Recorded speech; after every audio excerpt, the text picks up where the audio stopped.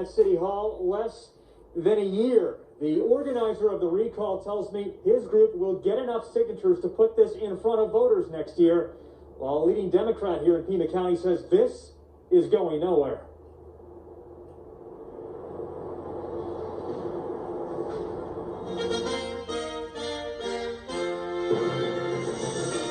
I've never seen a mayor as bad as she is in her partisanship. Former Republican congressional candidate Joseph Morgan is now leading the effort to recall Tucson Mayor Regina Romero. In June, Morgan led a small group of protesters outside the mayor's house after Romero signed a proclamation instituting a mask mandate in the city to help slow the spread of COVID-19.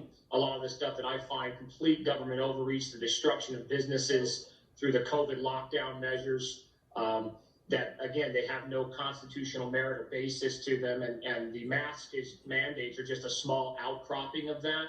For me, that's where the angst started, and then coming out of that, a lot of people reached out to me and said, hey, we need to recall her. We reached out to the mayor's office and they sent us this statement from Romero. Quote, Tucsonans can be the judge of whether they believe masking up protects our community's public health. I happen to disagree with this group who gathered outside my personal residence earlier this year, that wearing masks is tyrannical. Allison Jones, the chair of the Pima County Democratic Party, says this plan won't succeed.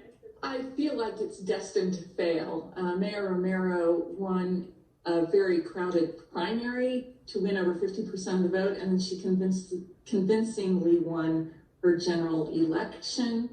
Tucsonans want a mayor who's going to stand up for what is morally right, and that is what Mayor Romero does. Morgan's group must get 24,700 valid signatures from registered voters by the end of February to go forward with the recall. We pick up the petitions officially Friday, and from that point on, we'll have 120 days. We've got an army of volunteers who are going to help us get signatures. We've heard whisperings about it for a while. I do think it's a futile effort. The mayor has a lot of support in this town. I think it's kind of a waste of time and energy. My final question to you. Now, if that group gets enough signatures and those signatures are verified by the Pima County Recorder's Office, the city official here tells me that a recall election will likely take place next August. Now, remember, in a recall election, candidates running do not have to declare party affiliation. More on this to come.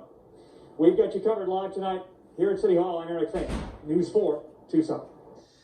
Phoenix Mayor